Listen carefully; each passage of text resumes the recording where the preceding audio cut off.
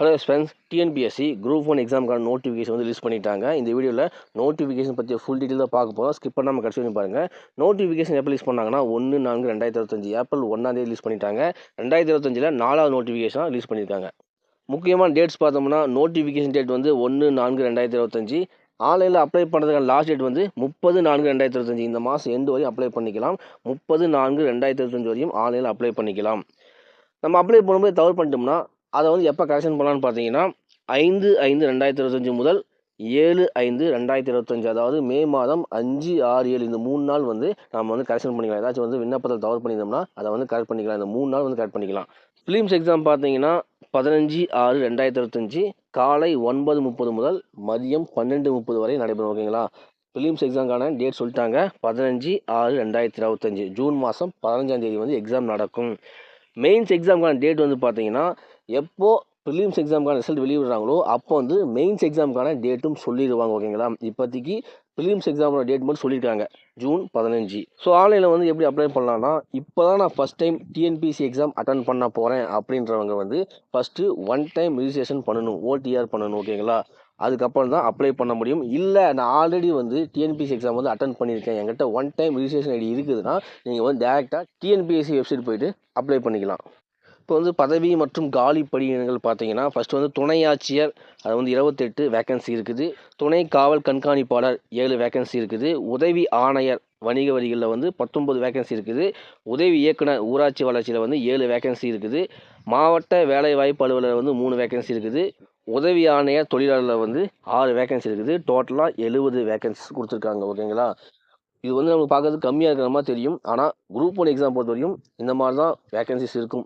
நமக்கு தேவையானது ஒரு வேக்கன்சிஸ், நாம் வந்து அந்த ஒரு போர்ஷன் நோக்கி தான் போக போகிறோம். ஸோ அதை மட்டும் மைண்டில் வச்சு படித்தோம்னா கண்டிப்பாக பாஸ் பண்ண முடியும். ஸோ அதை மட்டும் மைண்டில் வச்சு ப்ரிப்பரேஷனை ஸ்டார்ட் பண்ணுங்கள். ஸோ 70 வேகன்சிஸ் கொடுத்துருக்காங்க. இது வந்து ஃபைனல் கிடையாது. மெயின்ஸ் எக்ஸாம் ரிசல்ட்டு ரிலீஸ் பண்ணுறதுக்கு முன்னாடி வரையும் இந்த வேகன்சிஸில் மாற்றங்கள் இருக்கும் அப்படின்னு வந்து சொல்லியிருக்காங்க. ஓகேங்களா? இவ்வறிக்கையில் அறிவிக்கப்பட்ட காலி பணியிடங்கள் எண்ணிக்கை தோராயமானதாகும். முதன்மை தேர்வு முடிவுகள் வெளியிடப்படுவதற்கு முன்பு வரை மாறுதலுக்கு உட்பட்டதுன்னு சொல்லிட்டாங்க. ஓகேங்களா? மெயின்ஸ் எக்ஸாம் ரிசல்ட் ரிலீஸ் பண்ணுற வரையும் அதோட வேகன்சி வந்து அந்த நம்பர் வந்து மாறிட்டே இருக்கும். ஓகேங்களா? இன்க்ரீஸும் பண்ணலாம், டிக்ரீஸும் பண்ணலாம், ரெண்டுத்துக்குமே வாய்ப்பு இருக்குது. ஸோ அதை மட்டும் மைண்ட் வச்சுங்க. ஏஜ் லிமிட் பார்த்தோம்னா 1/7/2025 அன்னைக்கு நம்மளுக்கு 21 வயசு வந்து கம்ப்ளீட் பண்ணிக்கணும். மினிமம் குறைந்தபட்சம் 21 வயதினை நிறைவு செய்திருக்க வேண்டும் அப்படின்னு சொல்கிறாங்க. 1/7/2025 அன்னைக்கு குறைந்தபட்சம் 21 வயதினை நிறைவு செய்திருக்க வேண்டும் சொல்கிறாங்க. ஓகேங்களா? இதுதான் மினிமம் குவாலிஃபிகேஷன். மினிமம் 21 வயசை நம்ம வந்து கம்ப்ளீட் பண்ணியிருக்கணும். மினிமம் 21 வயசு கம்ப்ளீட் பண்ணவராக இருக்கணும். இது ஏஜ் ரிலாக்ஸேஷன் இருக்குது. அதாவது பிற வகுப்பினர், அதாவது SC, SCA, ST, MBC, DC, BC, BCM இவங்களை தவிர பிற வகுப்பினருக்கு வந்து எவ்வளோ ரிலாக்ஸேஷன் கொடுத்துருக்காங்கன்னா, துணை ஆட்சியர், துணை காவல் கண்காணிப்பாளர், உதவி ஆணையருக்கு வந்து 34 வயசு வரையும் அப்ளை பண்ணிக்கலாம். இதே இந்த உதவி ஆணையர் வணிக வரிகளில் வந்து ஏதாச்சும் ஒரு பட்டம் பெற்றவர்கள் ப்ளஸ்ஸு பிஎல் டிகிரி இளங்கலை சட்டப்படி பெற்றவர்கள் வந்து 35 வயசு வரையும் அப்ளை பண்ணிக்கலாம். ஓகேங்களா? நார்மலாக டிகிரி படிச்சிருந்தா துணை ஆட்சியர், துணை காவல் கண்காணிப்பாளர், உதவி ஆணையருக்கு வந்து 34 வயசு வரையும் அப்ளை பண்ணிக்கலாம். பிஎல் டிகிரி இருக்குன்னா 35 வயசு வரையும் அப்ளை பண்ணிக்கலாம். இதே மாற்றுத்திறனாளிகளாக இருந்தால் துணை ஆட்சியர் பதவிக்கு வந்து 44 வயசு வரையும் அப்ளை பண்ணிக்கலாம். துணை காவல் கண்காணிப்பாளர் பதவிக்கு வந்து வயது வரம்பு இல்லை. ஓகேங்களா? அதுக்கப்புறம் உதவி ஆணையர் வணிக வரிகளில் வந்து மாற்றுத்திறனாளியாக இருந்தால் 44 வயசு வரையும் அப்ளை பண்ணிக்கலாம். இதே பிஎல் டிகிரி இருக்குதுன்னா 45 வயசு வரையும் அப்ளை பண்ணிக்கலாம். இதே முன்னாள் இராணுவத்தினராக இருந்தால் 50 வயசு வரையும் அப்ளை பண்ணிக்கலாம். ஆதரவற்ற விதவையாக இருந்தால் துணை ஆட்சியர், துணை காவல் கண்காணிப்பாளர், உதவி ஆணையருக்கு வந்து 39 வயசு வரையும் அப்ளை பண்ணிக்கலாம். இதே பிஎல் டிகிரி இருந்தால் 40 வயசு வரையும் அப்ளை பண்ணிக்கலாம்.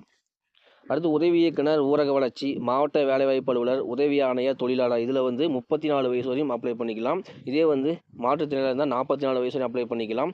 முன்னாள் இராணுவத்தினராக இருந்தால் 50 வயசு வரையும் அப்ளை பண்ணிக்கலாம். ஆதரவற்ற விதவையாக இருந்தால் 39 வயசு வரையும் அப்ளை பண்ணிக்கலாம். இது வந்து பிற வகுப்பினருக்கு SC, SCA, ST, MBC, DC, BC, BCM இந்த வகுப்பை சாராதவர்களுக்கு வந்து இந்த வயது வரம்பு. ஓகேங்களா? இதுதான் ஏஜ் லிமிட்டு. இதுவே வந்து SC, SCA, ST, MBC, DC, BC, BCM இந்த வகுப்பை சார்ந்தவர்களுக்கு வந்து ஏஜ் ரிலாக்ஸேஷன் என்னென்னு பார்த்தோம்னா, துணை ஆட்சியர், துணை காவல் கண்காணிப்பாளர், உதவி ஆணையர் இந்த வேகன்சிக்கு வந்து 39 வயசு வரையும் அப்ளை பண்ணிக்கலாம். இல்லை அடிஷ்னல் எங்கிட்ட பிஎல் டிகிரி இருந்தால் 40 வயசு வரையும் அப்ளை பண்ணிக்கலாம். இதுவே மாற்றுத்திறனாளியாக இருந்தால் துணை ஆட்சியர் பதவிக்கு வந்து 49 வயசு வரையும் அப்ளை பண்ணிக்கலாம். துணை காவல் கண்காணிப்பாளர் பதவிக்கு வந்து வயது வரம்பு இல்லை. உதவி ஆணையருக்கு வந்து 49 வயசு வரையும் அப்ளை பண்ணிக்கலாம். இதே அடிஷ்னலாக பிஎல் டிகிரி இருந்தால் 50 வயசு வரையும் அப்ளை பண்ணிக்கலாம். ஓகேங்களா? முன்னாள் இராணுவத்தில் இருந்தால் அனைத்து பதவிகளுக்குமே 55 வயசு வரையும் அப்ளை பண்ணிக்கலாம். இதே ஆதரவற்ற விதவையாக இருந்தால் துணை ஆட்சியர், துணை காவல் கண்காணிப்பாளர், அதாவது உதவி ஆணையர் பதவிக்கு வந்து 39 வயசு வரையும் அப்ளை பண்ணிக்கலாம். அடிஷ்னலாக பிஎல் டிகிரி இருந்தால் 40 வயசு வரையும் அப்ளை பண்ணிக்கலாம். அதாவது உதவி இயக்குனர், ஊரக வளர்ச்சி, மாவட்ட வேலைவாய்ப்பு அலுவலர், உதவி ஆணையர், தொழிலாளர் இந்த பதவிகளுக்கு வந்து 39 வயசு அப்ளை பண்ணிக்கலாம். இதே வந்து மாற்றுத்திறனாளியாக இருந்தால் 49 வயசு வரையும் அப்ளை பண்ணிக்கலாம். முன்னாள் இராணுவத்தினர் இருந்தால் 55 வயசு வரையும் அப்ளை பண்ணிக்கலாம். ஆதரவற்ற விதவையாக இருந்தால் 39 வயசு வரையும் அப்ளை பண்ணிக்கலாம். இப்போ வந்து குரூப் 1 எக்ஸாமை பொறுத்தவரையும் மினிமம் குவாலிஃபிகேஷன், எஜுகேஷன் குவாலிஃபிகேஷன் வந்து டிகிரி கம்ப்ளீட் பண்ணியிருந்தாவே நம்ம வந்து குரூப் 1 எக்ஸாம் அட்டன் பண்ணலாம். ஆனால் சில பதவிகளுக்கு வந்து ஸ்பெசிஃபிக்காக இந்த டிகிரி முடிச்சிருந்தா உங்களுக்கு ஃபஸ்ட்டு ப்ரிஃபரன்ஸ் கொடுப்போம் அப்படின்னு வந்து சொல்லியிருக்காங்க. அது என்னன்னு பார்த்தலாம். ஃபஸ்ட்டு துணை ஆட்சியர் பதவிக்கு வந்து நீங்கள் டிகிரி கம்ப்ளீட் பண்ணியிருந்தாவே போதும். அங்கீகரிக்கப்பட்ட பல்கலைக்கழகத்தால் வழங்கப்பட்ட ஒரு டிகிரி இருந்தாவே போதும். நீங்கள் வந்து துணை ஆட்சியர் பதவிக்கு அப்ளை பண்ணலாம். அடுத்து வந்து துணை காவல் கண்காணிப்பாளர் வகை 1 பார்த்தீங்கன்னா மினிமம் குவாலிஃபிகேஷன் டிகிரி.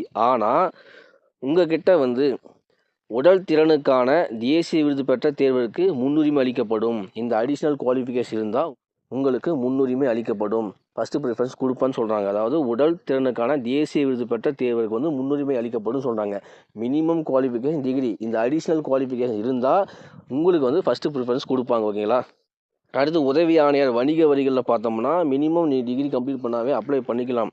ஆனால் பிகாம் இளங்கலை வணிகவியல் பட்டம், அப்புறம் பிஎல் இளங்கலை சட்டம் ஆகிய படிப்புகளுடன் வரி விதிப்பு சட்டத்தில் பட்டயம் பெற்ற தேர்வுகள் அவங்களுக்கு வந்து ஃபஸ்ட்டு ப்ரிஃபரன்ஸ் கொடுப்பாங்க. ஃபஸ்ட்டு ப்ரிஃபரன்ஸ் யார் கொடுப்பாங்கன்னா பிகாம் பிஎல் டிகிரி முடிச்சுட்டு அதோட வரி விதிப்பு சட்டத்தில் பட்டயம் பெற்ற தேர்வுகளுக்கு வந்து ஃபஸ்ட்டு ப்ரிஃபரன்ஸ் கொடுப்பாங்க. ஓகேங்களா? உதவி ஆணையர் பதவியிலேயே 2வது ப்ரிஃபரன்ஸ் யார் கொடுப்பாங்கன்னா பிகாம் பிஎல் டிகிரி முடிச்சிருந்தா செகண்ட் ப்ரிஃபரன்ஸ் உங்களுக்கு கொடுப்பாங்க. 3வது ப்ரிஃபரன்ஸ் யார் கொடுப்பாங்கன்னா பிகாம் அந்த பிஎல் டிகிரியில் வந்து ஏதாச்சும் ஒன்று இருக்குது, ஒன்று கம்ப்ளீட் பண்ணியிருக்கேன், பிகாம் இல்லை பிஎல் டிகிரி கம்ப்ளீட் பண்ணியிருக்கேன், அதோடு சேர்த்து வரி விதிப்பு சட்டத்தில் பட்டயம் பெற்றிருக்கேன் அப்படின்னா அது 3வது ப்ரிஃபரன்ஸை சேர்த்துக்குவாங்க. ஓகேங்களா? இந்த ப்ரிஃபரன்ஸ் எல்லாம் கரெக்டாக பார்த்துக்குங்க. 4வது ப்ரிஃபரன்ஸ் பார்த்தீங்கன்னா பிகாம் அல்லது பிஎல் டிகிரி ஏதாச்சும் ஒன்று கம்ப்ளீட் பண்ணியிருக்கேன்னா 4வது ப்ரிஃபரன்ஸ் அவங்களுக்கு கொடுப்பாங்க. ஓகேங்களா? பிகாம் இல்லை பிஎல் டிகிரியில் ஏதாச்சும் ஒன்று கம்ப்ளீட் பண்ணவங்களுக்கு 4வது ப்ரிஃபரன்ஸ் கொடுப்பாங்க. அடுத்து உதவி இயக்குனர் ஊரக வளர்ச்சியில் பார்த்தோம்னா மினிமம் ஒரு டிகிரி குவாலிஃபிகேஷன் டிகிரி முடிச்சிருந்தால் நம்ம வந்து அப்ளை பண்ணிக்கலாம். ஆனால் காந்தி கிராமிய நிறுவனத்தில் ஊரக பணிகளில் முதுகலை பட்டம், அதுக்கப்புறமா விரிவாக்கவியலில் முதுகலை பட்டம் அல்லது பட்டயம், சமூகவியலில் முதுகலை பட்டம் உங்களுக்கு வந்து ஃபஸ்ட்டு ப்ரிஃபரன்ஸ் வந்து கொடுப்பாங்க. அடுத்து வந்து மாவட்ட வேலைவாய்ப்பு அலுவலர் பதவிக்கு வந்து பார்த்திங்கன்னா மினிமம் குவாலிஃபிகேஷன் டிகிரி கல்வி, சமூகவியல், புள்ளியியல், உளவியல் ஆகியவற்றில் பட்டம் பெற்றவர்கள் மற்றும் சமூக அறிவியலில் முதுகலை பட்டயம் மற்றும் தொழில்துறை அல்லது பணியாளர் மேலாண்மை அல்லது தொழிலாளர் நலனில் அனுபவம் உள்ளவர்களுக்கு முன்னுரிமை அளிக்கப்படும் அப்படின்னு சொல்லியிருக்காங்க. ஓகேங்களா? அடுத்து உதவி ஆணையர் தொழிலாளர் போஸ்ட் பார்த்தீங்கன்னா மினிமம் குவாலிஃபிகேஷன் டிகிரி. அடிஷ்னலாக வந்து சுதந்திர போராட்ட வீரர்கள் மற்றும் அவர்களது குடும்ப உறுப்பினர்களுக்கு முன்னுரிமை அளிக்கப்படும் சொல்லியிருக்காங்க. ஓகேங்களா? இப்போ வந்து அடிஷ்னல் குவாலிஃபிகேஷனாக சுதந்திர போராட்ட வீரர்கள் இல்லைன்னா அவங்க குடும்பத்தை சார்ந்தவர்களுக்கு முன்னுரிமை அளிக்கப்படும் சொல்லியிருக்காங்க இல்லையா? அதோட விளக்கமும் கொடுத்துருக்காங்க. எதை நாங்கள் மீன் பண்ணுறோம் அப்படின்னு வந்து சொல்லியிருக்காங்க. என்ன சொல்கிறாங்கன்னா சுதந்திர போராட்ட வீரர்கள்லாம் இந்தியா சுதந்திரத்தை அடைவதற்காக தேசிய காங்கிரஸால் தொடங்கப்பட்ட அல்லது அதன் அனுமதியின் கீழ் நடத்தப்பட்ட எந்த ஒரு தேசிய இயக்கத்திலும் பங்கேற்று அதன் விளைவாக சிறை தண்டனை அனுபவித்த நபர்களை குறிக்கும் சொல்கிறாங்க. அந்த வார்த்தைக்கு இதுதான் அர்த்தம். இந்த குவாலிஃபிகேஷன் தான் முன்னுரிமை அளிக்கப்படும் அப்படின்னு சொல்கிறாங்க. ஓகேங்களா? 2வது குடும்பம், அந்த குடும்ப உறுப்பினர்கள் சொல்லியிருக்காங்க இல்லையா? அதை என்ன சொல்கிறாங்கன்னா 2வது வந்து குடும்பம், அந்த குடும்ப உறுப்பினர்களுக்கு முன்னுரிமை அளிக்கப்படும் சொல்கிறாங்க இல்லையா? அதோட டெஃபினேஷன் என்னென்னா குடும்பம் என்று சொல்கிற ஒரு சுதந்திர போராட்ட வீரரின் தந்தை, தாய், மகன், மகள், பேரன் அல்லது திருமணமாகாத பேத்தியை குறிக்கும் சொல்கிறாங்க. ஸோ இதெல்லாம் நம்ம கரெக்டாக நோட் பண்ணிக்கணும். அப்போ தான் அந்த ப்ரிஃபரன்ஸ் நம்மளுக்கு கொடுப்பாங்க. அடுத்து மருத்துவ மற்றும் உடற்தகுதிகள் பார்த்தோம்னா துணை காவல் கண்காணிப்பாளர் பதவியை தவிர மற்ற பதவிகளுக்கு வந்து பார்வை திறன் வந்து தரம் 3 அல்லது அதுக்கு மேற்பட்ட தரமாக இருக்குன்னு சொல்கிறாங்களா? துணை காவல் கண்காணிப்பாளர் பதவியை தவிர மற்ற பதவிகளுக்கு வந்து உடற்தகுதி மருத்துவ தகுதியில் பார்த்தீங்கன்னா பார்வை திறன் தரம் 3 அல்லது அதுக்கு மேற்பட்ட தரம் கொண்டதாக இருக்க வேண்டும் அப்படின்னு சொல்கிறாங்க. அடுத்து துணை காவல் கண்காணிப்பாளர் பதவி 1க்கு வந்து உடற்தகுதி என்னவாக இருக்கணும்னு பார்த்தோம்னா ஆண்களுக்கு வந்து உயரம் 165 சென்டிமீட்டர், பெண்களுக்கு வந்து 150 சென்டிமீட்டர் இருக்குன்னு சொல்கிறாங்க. ஆண்களுக்கு வந்து மார்பு சுற்றளவு இயல்பு நிலையில் 86, விரிநிலையில் 91 அதாவது 5 சென்டிமீட்டர் வந்து விரிவடைஞ்சிருக்கணும் அப்படின்னு சொல்கிறாங்க ஓகேங்களா. பெண்களுக்கு வந்து அது பொருந்தாது. ப்ரிலிம்ஸ் எக்ஸாமுக்கான எக்ஸாம் பேட்டர்ன் எப்படி இருக்கும்னா பொது அறிவு, அதுக்கப்புறமா மேக்ஸ் திறனறிவு மற்றும் மனக்கணக்கு நுண்ணறிவு இருக்க போது. பொது அறிவு பார்த்தீங்கன்னா டிகிரி ஸ்டாண்டர்ட் 175 கொஸ்டின் இருக்கும். இதே மேக்ஸ் பார்த்தோம்னா 25 கொஸ்டின் இருக்கும். டோட்டலாக 200 கொஸ்டின். ஒவ்வொரு கொஸ்டினுக்கும் 1.5 மார்க். அப்போ வந்து 300 மார்க் வந்து எக்ஸாம் நடைபெறும். டைம் பார்த்தீங்கன்னா 3 மணி நேரம். மினிமம் குவாலிஃபிகேஷன் மார்க்கு கணக்கு எடுத்துக்காதீங்க. மினிமம் குவாலிஃபிகேஷன் கொடுத்துருப்பாங்க, பட் அது கட் ஆஃபில் வந்து அதிகமாக தான் இருக்கும். தேர்வு முறை பார்த்தீங்கன்னா OMR. தேர்வின் வகை வந்து கொள்குறி வகை அப்ஜெக்டிவ் டைப்பு தான் ஓகேங்களா. அடுத்து மெயின்ஸ் எக்ஸாமோட எக்ஸாம் பேட்டர்ன் எப்படி இருக்க போகுதுன்னா, ஃபஸ்ட்டு வந்து தாள் 1 வந்து தமிழ் மொழி தகுதி தேர்வு, தாள் 2 வந்து பொது அறிவு 1, தாள் 3 வந்து பொது அறிவு 2, தாள் 4 வந்து பொது அறிவு 3, அதுக்கப்புறம் இன்டர்வியூ நேர்முக தேர்வு இருக்க போது. தாள் 1 தமிழ் மொழி தகுதி தேர்வு பார்த்தீங்கன்னா 10ஆம் வகுப்பு தரம் தான். 100 மார்க் நடக்க போது, 3 மணி நேரம். அது வந்து விரிந்துரைக்கும் வகை டிஸ்கிரிப்ட் டைப் ஓகேங்களா. தாள் 2 பொது அறிவு 1ல் வந்து டிகிரி ஸ்டாண்டர்டில் எக்ஸாம் இருக்கும். மார்க் பார்த்தீங்கன்னா 250 மார்க்கு, 3 மணி நேரம். இதுவும் டிஸ்கிரிப்ட் டைப் தான். அதுக்கப்புறம் தாள் 3 பொது அறிவு 2ல் வந்து அதுவும் டிகிரி ஸ்டாண்டர்ட் கொஸ்டின் தான் இருக்கும். 250 மார்க்கு, 3 மணி நேரம். அதுவும் டிஸ்ட்ரிக்ட் டைப் எக்ஸாம். அதுக்கப்புறம் தாள் 4 பொது அறிவு 3ல் டிகிரி ஸ்டாண்டர்ட் கொஸ்டின் தான் இருக்கும் போது, அதுவும் 250 மார்க்கு, 3 மணி நேரம். அதுவும் டிஸ்ட்ரிக்ட் டைப் எக்ஸாம் தான். அதுக்கப்புறம் இன்டர்வியூ 100 மார்க் இருக்கும்போது டோட்டலாக வந்து 850 மார்க்கு. இந்த தமிழ் மொழி தகுதி தேர்வு மார்க் வந்து எடுத்துக்க மாட்டாங்க. மீதி 250 250 250 250 ப்ளஸ் இன்டர்வியூ வந்து 100, மொத்தம் 850 மதிப்பெண்கள் வந்து இந்த ரிசல்ட் வந்து வெளியிடுவாங்க சரிங்களா. தமிழ் மொழி தகுதி தேர்வு வந்து ரிசல்ட்டுக்கு எடுத்துக்க மாட்டாங்க. அடுத்து ப்ரிலிம்ஸ் எக்ஸாம் வந்து தமிழ்நாடு முழுவதும் 44 தேர்வு மையங்கள் நடைபெறும் ஓகேங்களா. ஆனால் மெயின்ஸ் எக்ஸாம் வந்து சென்னையில் மட்டும்தான் நடக்கும். ப்ரிலிம்ஸ் வந்து நம்ம வந்து தமிழ்நாடு முழுவதும் 44 சென்ட்ரல் நடக்கும். ஆனால் மெயின்ஸ் எக்ஸாம் வந்து சென்னையில் மட்டும்தான் நடக்கும் ஓகேங்களா. அதுக்கப்புறம் ப்ரிலிம்ஸ் அண்ட் மெயின்ஸ் எக்ஸாமுக்கான சிலபஸ் வந்து நோட்டிஃபிகேஷன் கொடுத்துருக்காங்க, செக் பண்ணி பாருங்கள். ஸோ அவ்வளோதான், குரூப் 1 நோட்டிஃபிகேஷன் பற்றி ஃபுல் டீட்டெயில் நம்ம பார்த்துட்டோம். அப்ளை பண்ணிட்டு சீக்கிரம் படிக்க ஸ்டார்ட் பண்ணிடுங்க. டைம் வந்து கொஞ்சம் கம்மியாக இருக்குது. இந்த வீடியோ யூஸ் பண்ணால் ஒரே ஒரு லைக் கொடுத்துங்க, நம்ம சேனல் சப்ஸ்கிரைப் பண்ணிங்க, பேஜ் ஃபாலோ பண்ணிங்க. இந்த வீடியோ டிஎன்பிஎஸ்சி குரூப் 1 எக்ஸாம் படிக்கிறதுக்கு ஷேர் பண்ணுங்கள். தேங்க்யூ.